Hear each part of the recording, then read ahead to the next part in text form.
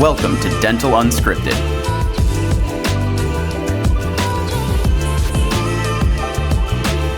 Where Mike Dinzio and Paula Quinn break down the practice ownership journey, one episode at a time.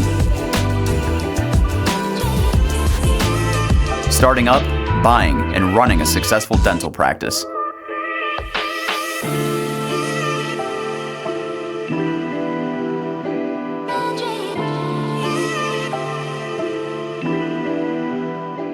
Guys, this is Mike Dinzio. As you guys know, Dental Acquisition Unscripted.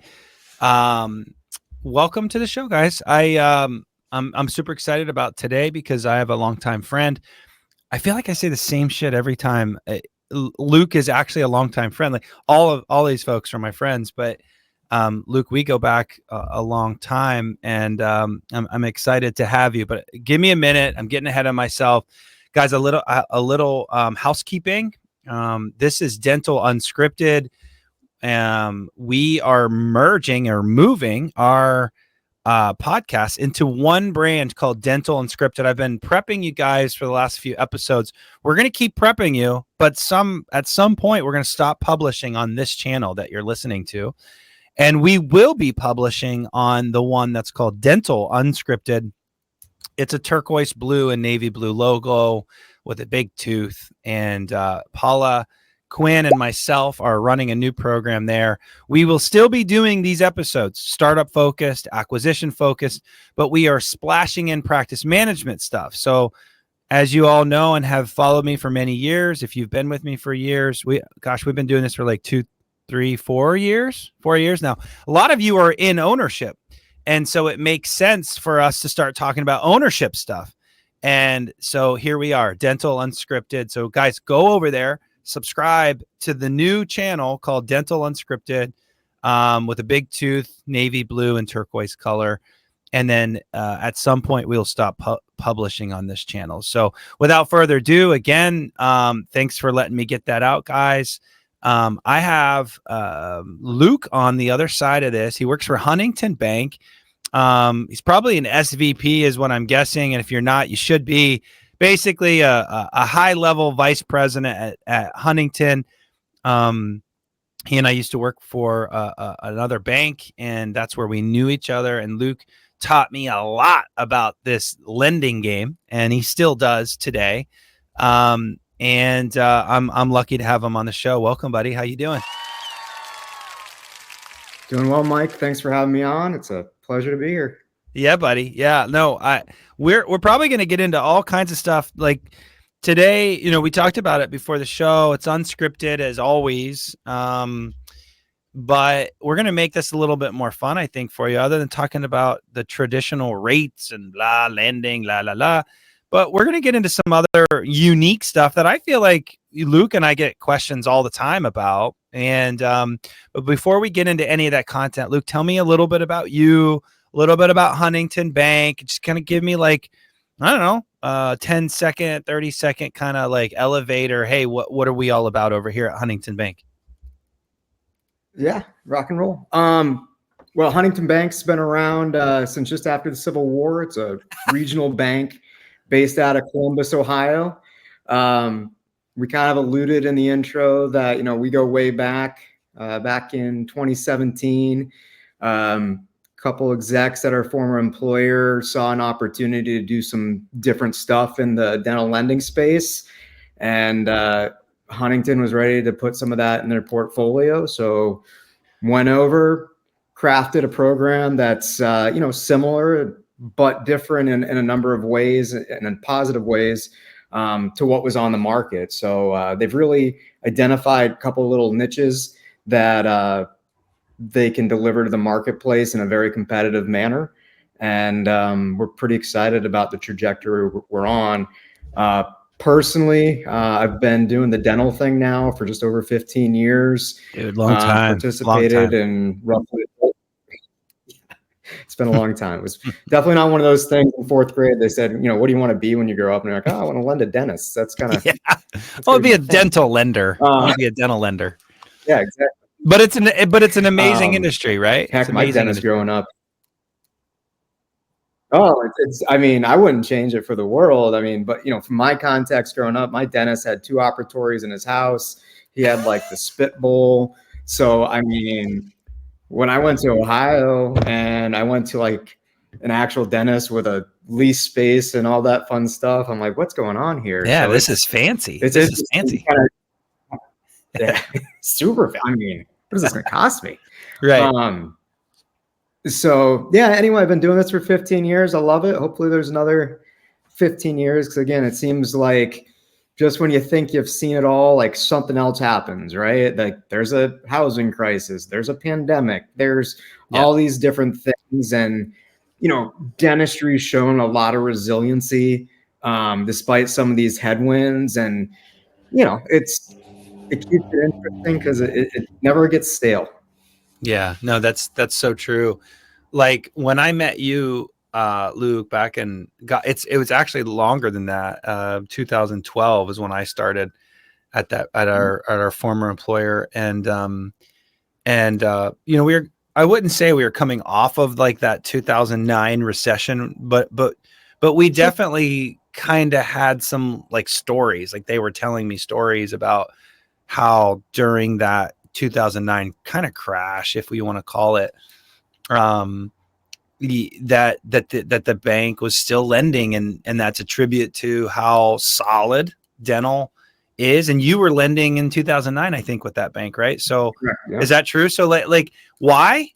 Because it is solid. But that doesn't mean it's easy. And it's always been my story on this program that ownership is not easy. It's difficult, but it's almost fail proof. That's a true story, but it's not easy. And so that's a really cool background on Huntington Bank. I didn't know as old as the Civil War. Fun fact. Really interesting. Well, let's get into some like meat and potatoes. Thanks for indulging us on who you are and what you do. Just as always, guys, we'll have his contact information down in the descriptions and stuff. Luke, one of the questions that I wanted to ask, because I get it all the time, is like, how do you guys come up with this rate stuff? And it's kind of timely that I have a lender on the show and that I get a chance to ask you, because you're going to probably get into it way deeper than maybe I even know. But like, where does rates come from? It's not really about your credit score when it comes to it is, of course, a little bit, but it's not really about your credit score as a person, right? So how does that work, dude? Like, how does the banks come up with this situation with rates and all that? Are you familiar with stair method, where you just write a bunch of numbers on a piece of paper, you throw them down the stairs, and then you have a target on one of them? Yeah, that sounds right. Is that it? That's how it feels some days, right? Seriously though, I mean, it's a complex question, right? Because I mean, I can't tell you, and going back to your lending days, how many times you answer the phone and like the first question, like, what's your rate? What's your rates? Guys, don't ask that when you call a lender. Little fun Mike Denzio tip. That's literally the equivalent of walking in a dental office and saying, how much is your crown? And then that's it. Like, or how much is your crown down the street? Yeah. Oh, that's even better. The crown down the street. You price match that crown down the street? Even worse. How much is your cleaning? Like a crown's like actually might be something that you're researching and shopping. It would be like, how much is a cleaning? It's that bad. Anyways, don't lead with that question. Go ahead, Luke. Sorry, I stole your thunder there. No, you're totally fine. And like right now, I think that question has been as complicated and as complex as at any time in my career. Because right now, everyone knows that the Fed just dropped rates 0.5 point, 50 basis points, however you want to say that. And so they're like, oh yeah, rates are going down. Yeah. Well, one of the things that's kind of interesting right now is, what does that mean, right? Because a lot of folks, just see what they hear on the news or read on Twitter. And sure, there's some prime rate loans, right? So the Fed is influencing prime rate when they do that. Primarily where you're going to see that show up is going to be things like your credit card. In our world, SBA loans typically vary off of prime as an index. Conventional loans where the bank is taking the risk on it, it's not backed by Uncle Sam or anybody. It's going to correlate more closely to what you're going to see in the mortgage market, the residential mortgage market, right? And right now, I can't remember the exact date, but I think it was early September, the Fed dropped rates, and we actually did see related activity going on in the conventional markets where we are going to be more close to like a 10-year treasury, like what that's going for. Yeah. Or if you're familiar, it used to be called LIBOR. Now it's called SOFR, SOFR. Those indexes are probably more reliable if you're trying to see trends in the banking market versus the SBA market. So to dummy it down a little bit, like we're talking about markets right now, and there's probably 1%, maybe 5% of you that are like totally on target right here with what you're saying. Luke, like, is there something to search on Google? Because you're right. I do see this on proposals, Prime, LIBOR, Wall Street Journal, like it's all over the place. Yeah. So like when you talk about these things, you're talking about an index. Why don't you take it, like bring that down for us? Yeah. So most banks, right, they have money they can borrow, but the idea is I'm going to go out on the secondary market. I'm going to acquire capital to lend out, dollars to lend out. I don't get it for free. And then I'm going to make, just like any other business, I'm going to sell it to you for a little bit more than what I'm buying for. And that's how I make a profit, because they're brokering cash. That's effectively what's going on. And so right now, if you think about 10-year treasuries, they're a good number because, you know, it's essentially a note you can take out with the U.S. government, 10 years. There's a yield on it, which is fancy term for the interest rate that the bank's getting paid. So when you look right now at kind of where our trough or bottom was on those 10-year treasuries, it came mid-September and it was like 3.86%. Crazy. That's right after, you know, the rates got dropped. Okay. All right. So that's kind of what the banks are buying money for right there. That's the Fed's income. That's the Fed's yield. That's what their profit is, right? So right now, what you're looking at is, if you look at the prime rate, we're still showing that 0.5 point cut, and they're talking about more cuts, whether they come or not. No crystal ball, not sure. Yeah.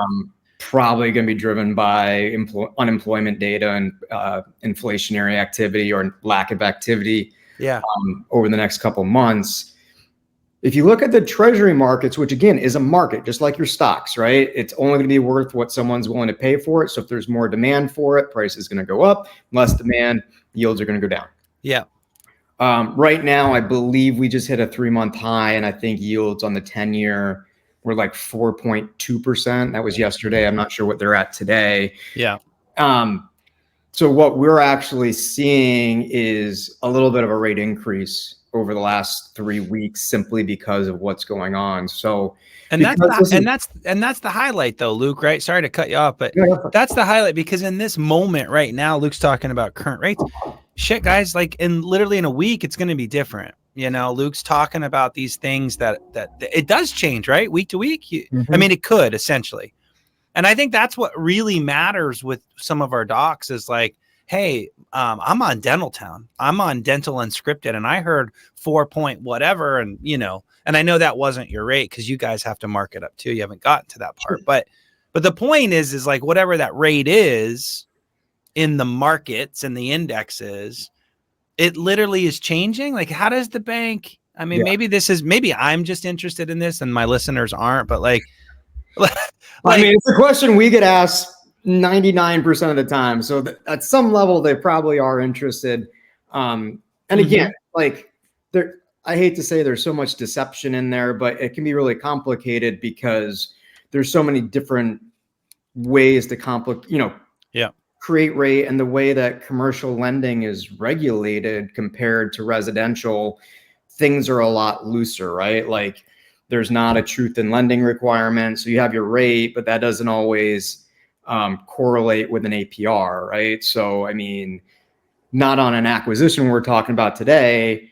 If you're doing a startup and you have interest accruing at a certain rate, at the end of your startup loan that gets rolled into your loan, it really isn't going to be a 5% rate because you have interest accruing upon interest. So it kind of changes things and, makes it a little bit more complicated. So, I mean, for most of your listeners, nerds like you and I, this is kind of for us. I mean, I think at the end of the day, it really comes down to payment for most people. And it's, can you get a fair, monthly payment that's going to position you for success? Because again, and I know that, whether you buy a practice or start a practice, there's literally dozens of different places where you can lose money outside of interest rates. So, well, I'm glad you went there, buddy, because now that we've kind of addressed rates, how the banks get them, and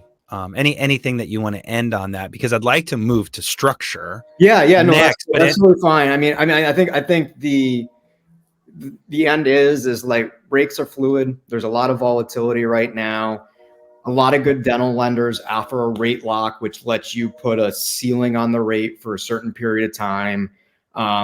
Now that's more important than ever. And the reality is the banks that do this are really almost doing it at their own disinterest because of that volatility. So, say you get a 5% rate today in your rate lock. If rates spike and say they're 6%, a lot of times your lender is actually going to be losing a little bit of money on that loan. Yeah. Because the fee never justifies what the bank's going to lose. Correct. So that's usually that's typically, sometimes as a consultant, I feel like that's like, all right, guys, and I'll just be transparent, but I can have that conversation. Sometimes it feels like, okay, you're just trying to lock me in right now, and you don't want me to talk to other folks or whatever. And I get into that little dance. But once you kind of get past all of that and you feel good about the lender you're going to go with, just forget about the game that you might feel, because a lot of my clients feel like they're in a game. But once you get past the game and you choose like a Luke to partner with, and he's going to do your loan and Huntington's going to fund it, it does make sense to rate lock to right. Isn't that the keynote there, right? 99% of the time. I mean, if you're going to have a quick close, you and I have had some acquisitions where, for whatever reason, the bank that originally approved it fell out for some reason or something changed. We've come in, we know we're going to be closing in 2 or 3 weeks. I feel comfortable in most of those instances not rate locking someone. If this is something where you're trying to time up an end of year sale for tax purposes or something of that nature, everyone hates paying fees. I think that's one of those fees, especially right now with volatility, that kind of a no-brainer. Yeah. So meat and potatoes there. If you're going to close fast, you might not need a rate lock. If you're not sure how long it's going to take to close, pay the $500 to $2,000 or whatever the hell it is, and lock that up. Especially if real estate's involved. I mean, because real estate takes forever to close on. Good point. And you do a lot of real estate, Luke. So real estate's involved. You got appraisals and all the due diligence thing and all those things you have no control over. Absolutely. So rate lock's a no-brainer in situations like that. Let's flip to structure, which rate lock is part of that structure. But guys, when I talk about structure, okay, let's rise above the rate conversation, as I know it makes sense for all of you to want to feel great about rate. Totally get it. That's the cost of the money. Totally get it. But when I look at deals as an acquisition guy, a buyer rep guy, or a practice consultant for you, whatever, I'm looking at the deal itself and what are you walking into day one? Is there going to be a cash flow crunch? Is the practice not throwing off a lot of money? Is the practice throwing off a lot of money? Are you trying to buy a ring for your partner, a house? I mean, there's thousands of variables here, thousands between personal situation and the business. And the key is to know the business and then how that relates to the personal stuff, right? So structure matters. And Luke, what do I mean by structure? I want you to answer that because banks have different structure, and I don't think people really understand what I mean when I say structure. Yeah, and it's one of those terms, right, that you could take it a bunch of different ways.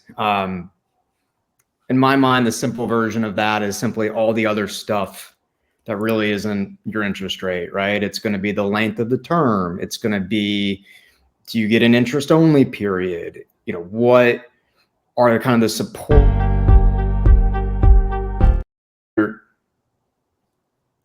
Okay.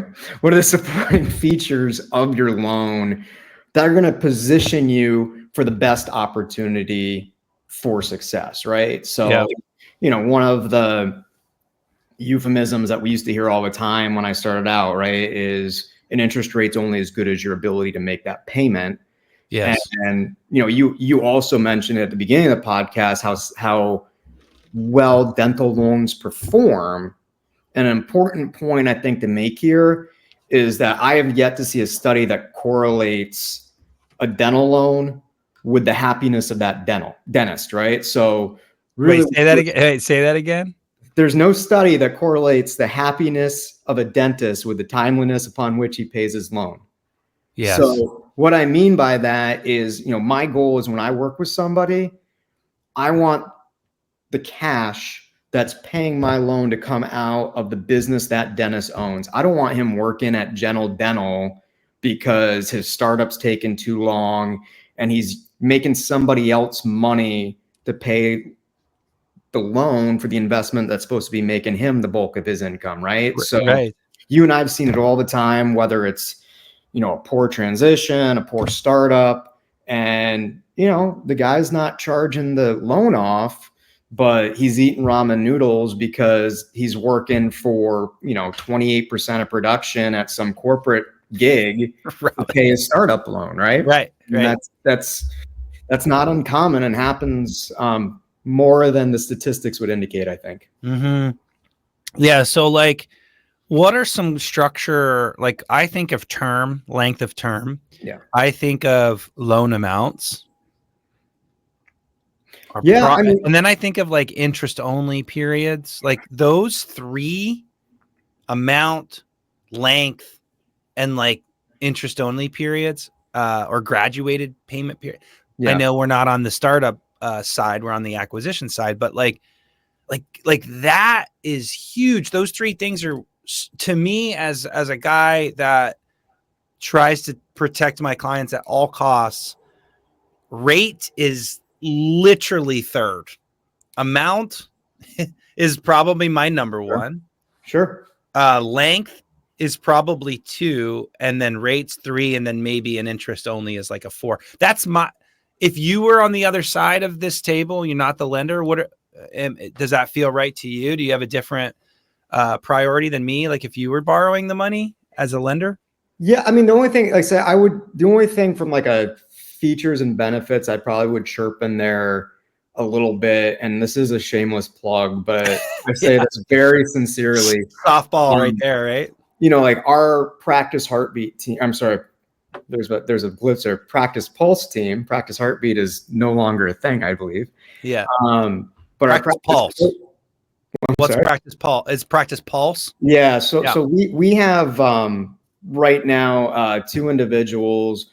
One of them was an office manager for a number of years, ran 5 dental practices. The other one did the same, also did some training with Henry Schein on specializing in dentrix.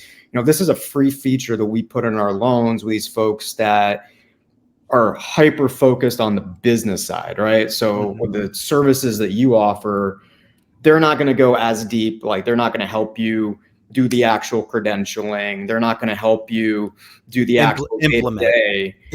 Yeah. They're not going to help you implement, but they'll give you ideas. But they go pretty far, right? And these are folks that all that stuff these guys never learned in dental school, right? Like that business class was on a Friday afternoon, 1 day a week, and so well attended, right? Like you and I both presented in front of that class, and it's a lot of pizza between you, me, and the professor usually. Right. Okay. So this Practice Heartbeat's like an add-on service. Yeah. So our Practice Pulse team is basically there for you after the loan, right? Up to 2 years. Yeah. So again, how many times post-transition does an office manager leave? A hygienist leaves? Yeah. I mean, there's all these little things that no one's expecting. That they know they can happen, but they're never fully prepared. So we put a team around you, right? So again, one of the stories I've told on other podcasts as well that's really shaped me is, my father was in banking. Yep. When that portion of his career ended, he went to start a restaurant. Long story short, didn't go well. I'm fully convinced that if he had a team of people behind his loan that started that restaurant that had run restaurants, right? I'm not sure that outcome is quite the same as it was, personally. Totally. But we started talking about like where I'd rank stuff. I think that interest only period, for just those same reasons we were talking about, we'll go up to usually 18 months of interest only. I really feel like that 12 to 18 months gives a new dentist enough time to kind of get in there, clinically figure out what's going on from a business sense, figure out what's going on. And again, if you're buying a practice for $1 million, your payment, principal and interest in most cases is going to be probably $7-8 grand a month. Yeah, at If least. you can get away only paying interest and you're, only paying $5,000 a month. Yeah. I mean, whether it's transition consultants like yourself. Well, I was actually gonna tell me other places where you can get a better ROI than whatever, the 5%, which really is 0.6% per month, right? When you divide 5 by 12.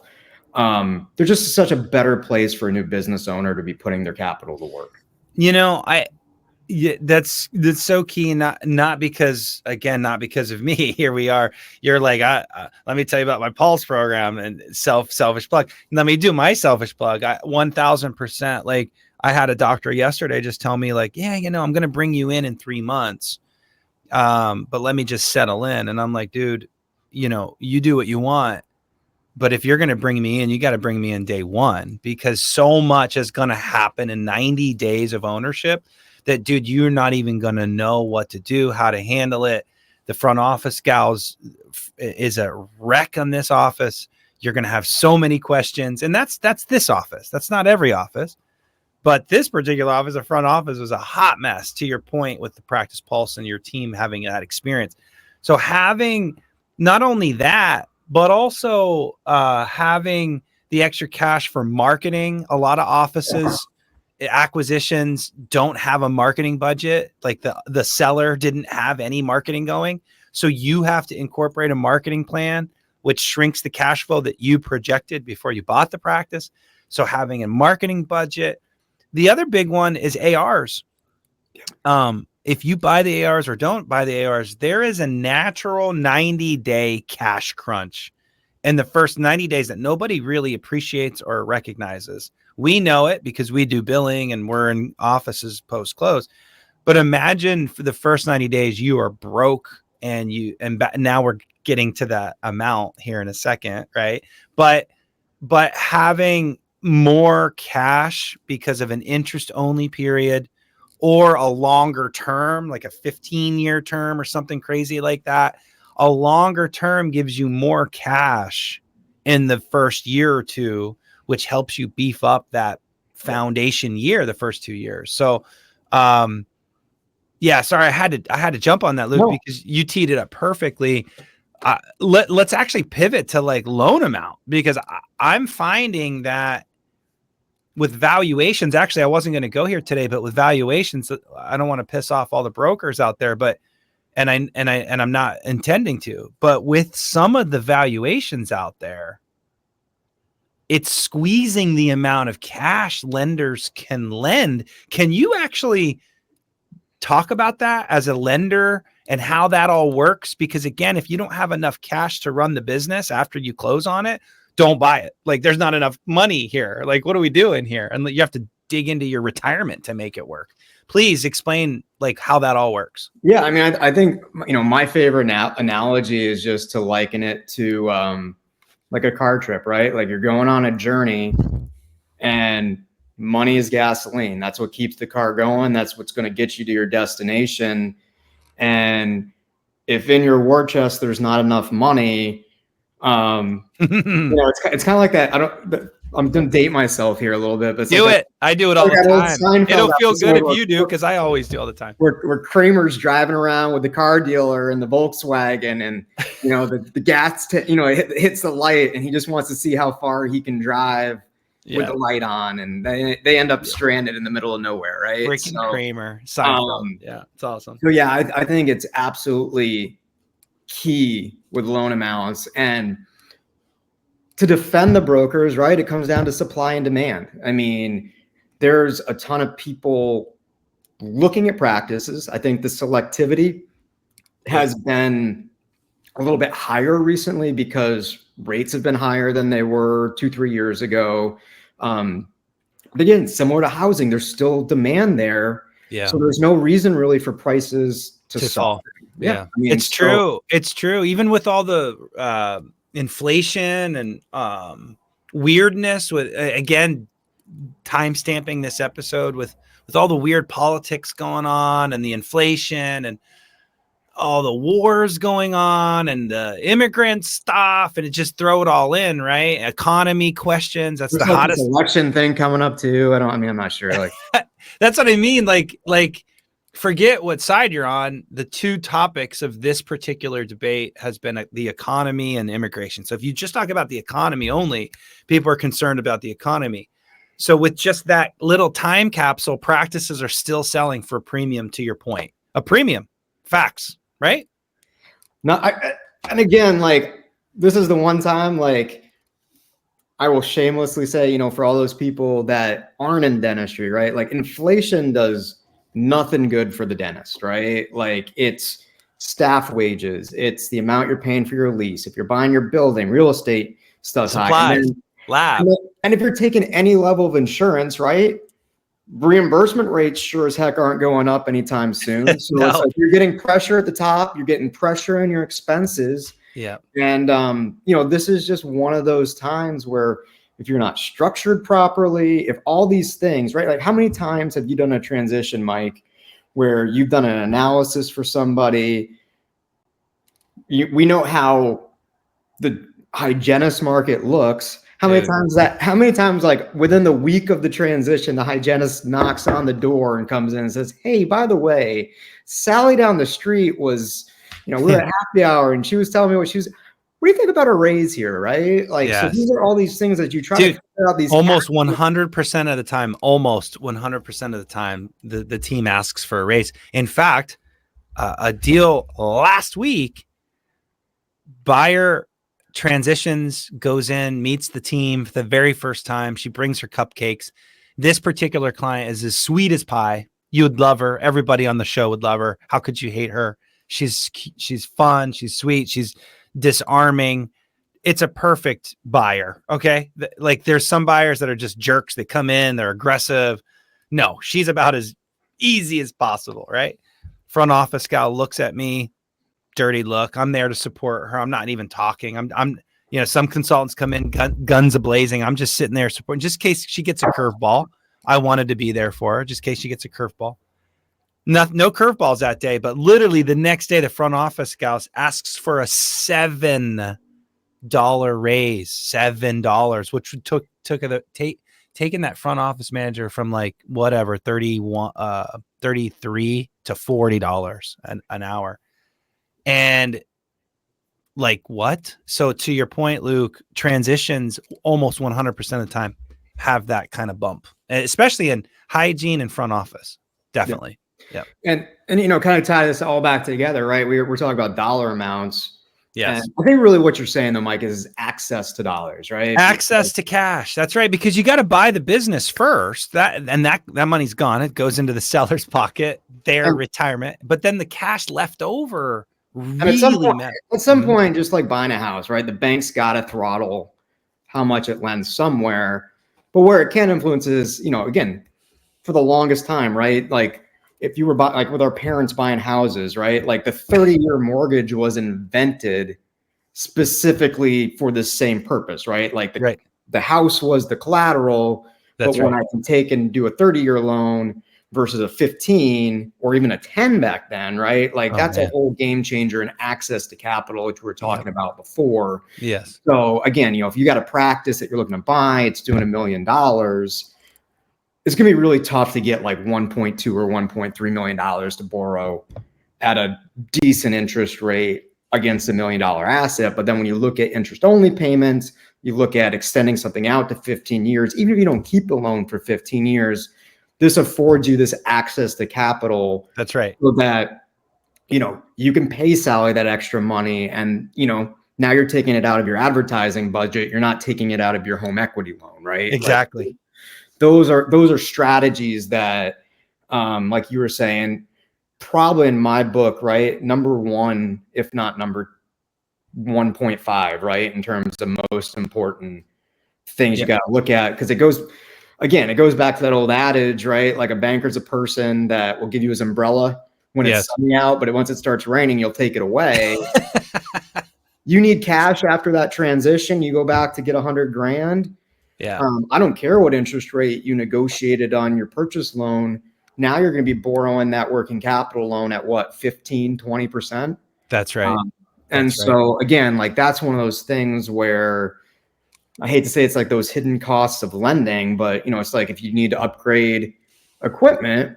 Yeah. The very first Patterson or Shine, and will they give you a loan based on your credit score? Most likely. Yeah. But is it going to be a 5-year, 7-year loan that's got a $1,000, $2,000 payment that effectively is going to wash out your interest only period? You'd rather have it in a 15-year loan, right? Totally. So that why you would need extra cash, before we get to our question that was just posted on Facebook, why would we need extra cash? It would be working capital to pay your bills after you close. That's a big one. We talked about marketing. Marketing is almost a necessity for a brand new owner, because you're going to lose some patients. You just will. You can't keep them all. So you got to grow a little bit.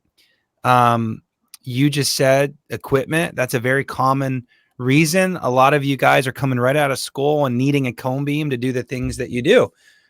People say to me all the time, that's a standard care these days, is cone beams. I believe it. Many people don't even have a piano. They're taking FMXs and PAs and all that good stuff and just doing implants off that. That's old school, I know. But if you need a cone beam, you're going to need more capital equipment. And then Luke said also, like, raises. Like, people come at you with raises. You might need a little extra cash to rebound those collections. So that's why amount matters. Amount matters. If we were on the startup side of our podcast, that would be a whole nother conversation, because construction costs are just bonkers right now. And so I won't take us down that path. Go ahead, Luke. Yeah. Let me jump in with two things too. One of the things that I personally am a big fan of, for the right owner and the right clinician, I'm seeing more modified startups, Jumpstarts, whatever you want to call them. Yes. Right now. How do you describe that? Describe that, because I don't I think. mean, you look at a practice, and again, a good opportunity be something that you would do a startup here, right? Like, down the street, there's a Safeway in a strip mall, dental practice, and then right next to it is a vacant space, right? You and I both know that breathe on a mirror, and there's a number of banks out there will give you $700,000, $800,000 to put something in that vacant space that's adjacent to this dental practice, right? Got it. Dental practice, sad story. Dennis lost his wife, kind of took his foot off the gas a little bit. He's got 6 operatories with some really nice equipment still in there. Practice has gone from $1 million down to $450. He just kind of wants to be done with the thing. Yeah. Just offloading a practice that he's not working, or she's not working. He's going to get me out of this thing. Let me kind of sunset and focus on my new priorities. You and I know that can be challenging to finance, right? Yeah. In this particular instance, I almost felt, similar to like what we were talking about before. We were willing to give this guy $600,000 for this Jumpstart, even though we didn't need it, right? And so from that access to capital standpoint, in that 18-month interest-only period, I was letting the guy know, okay, listen, here's your $250 purchase price, here's your working capital. Mm-hmm.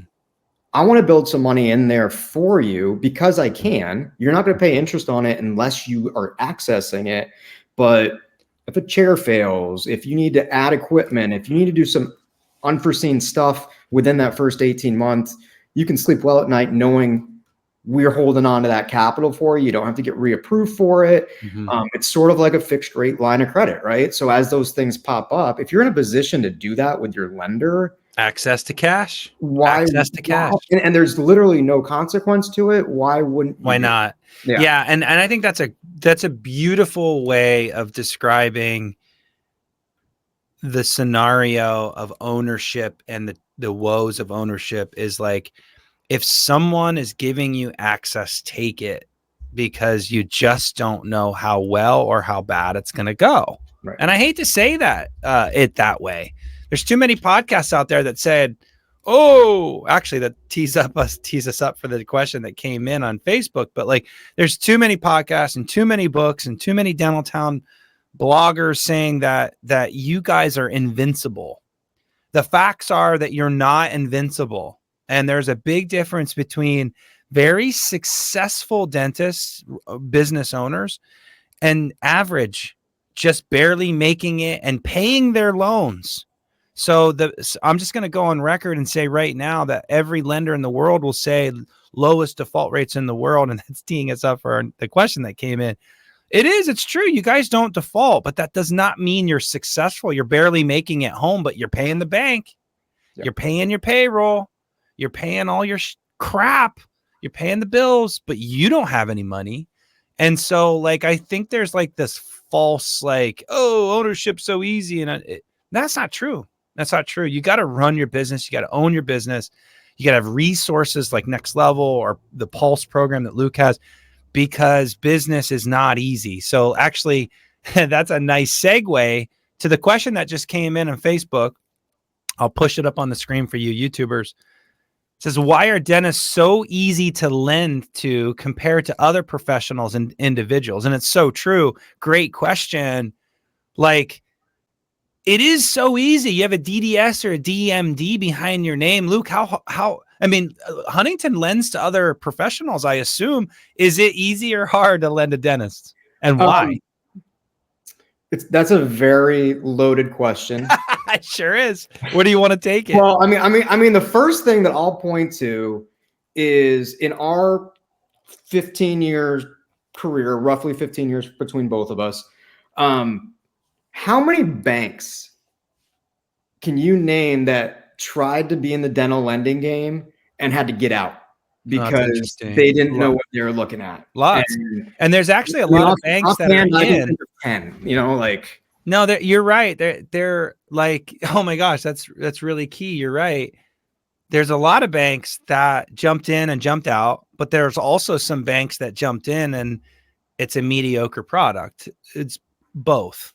Or it starts really good, and then once they start seeing some activity in their portfolio, they're like, wait a minute, this isn't as good as what it used to be, right? That's interesting. Yeah, it's really interesting for you to say that. And especially like, this is not the purpose of this podcast, but you look at the banks that wanted a piece of the multi-practice space, you see interest rates increase, and you got all these mid-level and emerging DSOs that are completely pivoting and trying to divest practices and assets. And again, it's true. DSOs are kind of starting to fall apart a little bit, teeny bit. It's definitely kind of a Darwinian event, right? Where the good ones that had the capital, kicking butt, liquidity, they're going. The ones that were relying on leverage got caught with their pants down, no dry powder, and there's a lot of scramble right now in that space. Yeah. So I want to go on record. DSOs are fine. It's just as a whole, it's definitely tapered flat. They were growing like crazy, and now it's flat all of a sudden. Yeah. So, anyways, back to the I think this is one of those pieces where it is a little bit of a misnomer, right? I talked about it earlier. Low default rate. The reason that I think that dentistry is attractive is because of the margins. It's one of the few industries where if you're running, a textbook where your overhead is 60-65%, you compare that to a restaurant. Yeah. If they're running at a 5-10% margin, profit margin, that's a good restaurant. So that does not allow for a lot of room for error, right? And if you it's true. time this whole thing, the reason private equity and pension funds and all these things were interested in DSOs was specifically because of that, right? Like you have this industry where I can invest in an asset that's going to throw me off 20%, 25% annually. Like go find a stock that's going to pay that in a dividend, or go find anything else that's going to give you that kind of return. But what's interesting about that though, Luke, is that the profits have gone down over the last 5 years. And I think that's why you're probably seeing some of the flat line in DSOs. We talked about it with the interest rate or the inflation, is that inflation is it's when people think inflation, they're thinking of like the product, like this cup of coffee or gas. I think what Luke's really alluding to is like people. And that's your biggest expense is people, hygienist, front office. We touched on it today. And that is really rising. And I'm seeing a direct correlation, of course you are too, of wages to profit. And the higher the wages go, the lower the profit goes. Usually when Luke and I see a business throwing off not as much cash as it should, you go right to wages, and usually you see it right there. And anyways, just DSOs are struggling with it too. And if a big headquarters is looking for that 10 to 20% profit and the hygienist just stole it from them, they're going to want out because they're not getting the same gains. But I think we could both say though, I mean, you guys are in it still. You're still lending. You still believe in dentistry. It's pretty fail safe. I mean, that's why you're lending to dentists fairly easy. Is that right? Yeah. And when you look at the numbers, ownership statistically is, and unless you have a spouse that's making 7 figures, right? Like ownership of a dental practice vis-a-vis being an associate, there is a very select number of folks that can make more money as an associate than they can as an owner. And even during that transition period, right? If you're struggling, a lot of practices, if it's collecting $1 million, still should be in some ways spitting out, $300,000 to $400,000 a year before you start paying your loans, right? So yes, if anything, that's when your role becomes important. Because like, all right, how do I successfully transition this, and how do I put a plan in place where I actually can grow this thing, right? Yeah, and I will say that a good buyer rep isn't just going to give you the information about like how much the value is, what the pitfalls are, what challenges you're going to have. Like that's very important. But then the question is what's the plan? Yep. Like a lot of people talk about the what's wrong, but they don't know how to fix it. It's the how part that I feel like Next Level has a good product and an amazing coaching team. CPAs give you the what's wrong all the time, but they don't know how to fix it. And maybe they do know how to fix it, but they're not going to roll up their sleeves and actually help you fix it. Man, lots of selfish plugs today. Thank you, Luke. I feel like you're selling me more than anything else, but Jen, I did want to share this. Jen Bennett threw out a, hey, Luke and Mike, a really great broker here in the Seattle market. Jen Bennett, shout out to her. Too. Great person. She works for Omni Practice Group. She just wanted to say hey to us. It's cute. But, Luke, I've really enjoyed this episode. I knew it was going to go longer than my other episodes because you and I usually dialogue about just all kinds of stuff. It's super fun to have these coffee talks with you. I could go all day with you. We're 49 minutes in. We got to shut this down at some point. The average commute's 25 minutes. So we've butchered that. That's why we record it, right? They can listen. Yeah, that's right. People could just hit go and stop and go. I got to drive home too. Yeah. double the commute. What is any last final kind of like comments that you really wanted to share with the Dental Unscripted crew? I had a really good conversation yesterday, so I'll trip this in. One topic we didn't talk about today was buy-ins. And, one of the things that I really think you're going to start seeing too is more and more of these type of transactions and these more opportunities arising. Mm-hmm. And this is another one where I'd say that you need to make sure you have an 18-month plan if you're pursuing this route. How many times have you seen someone like the presumed comfort of buying in, owning 49%, and then the whole thing falls apart? right? Yeah. That second tranche never comes in. Again, shameless plugs. One of the things that I think right now that is awesome that we've brought to the marketplace is the incremental buy-in product. Okay. So, at our former employer, right, you do a loan. Eventually that second opportunity would come. It could be in a year. It could be in 2 years. Seller could change their mind. For those buyers, and again, you do a great job at this, Mike, putting together a definitive transition roadmap. Like, I'm going to buy 49% now. I'm going to kind of mentor for, as an invested partner for a year. After 12 months, I'm going to buy that next tranche, whether it's 2% to get controlling interest or the remaining 51%. Similar, like we were talking about with the modified startups, I'm a strong proponent. If you're going to do a buy-in, have that 18-year plan in. We can include that in one credit facility. Yes. And we can disperse that over that 18-month period. And it should be advantageous to both the buyer and the seller. Again, lots of dialogue about what capital gains are going to do. So this gives a seller an opportunity to spread their income over time. Years if they do it right. Wow. And then the side part is it commits that seller to transitioning, right? So it kind of alleviates that cold feet moment. Yeah. Because again, I think you and I both would agree that we go back to how easy it is to lend to a dentist.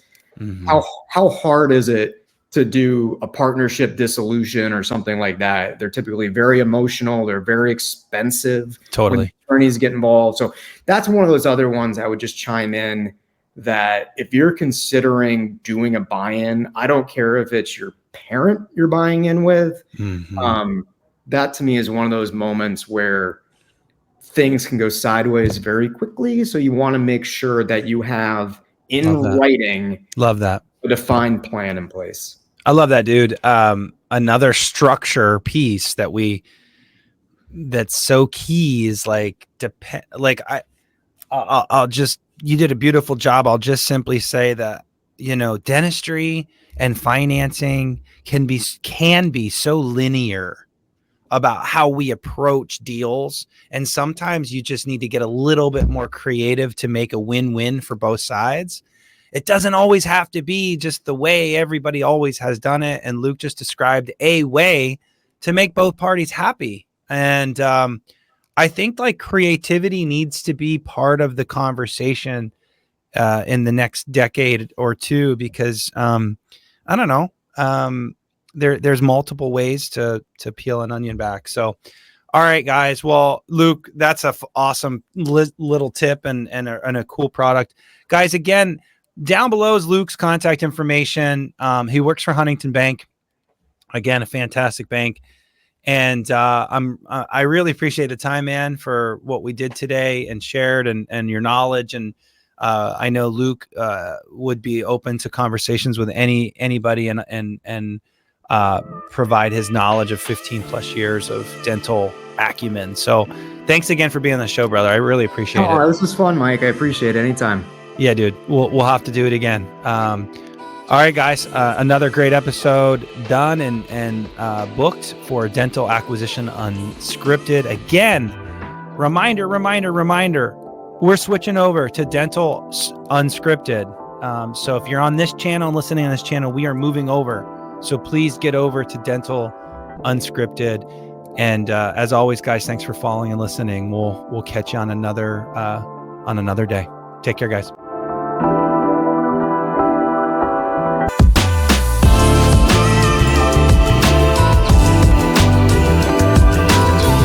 Thanks for listening. Let us know how you like the show. Rate us on Apple and Spotify. Subscribe and follow for more.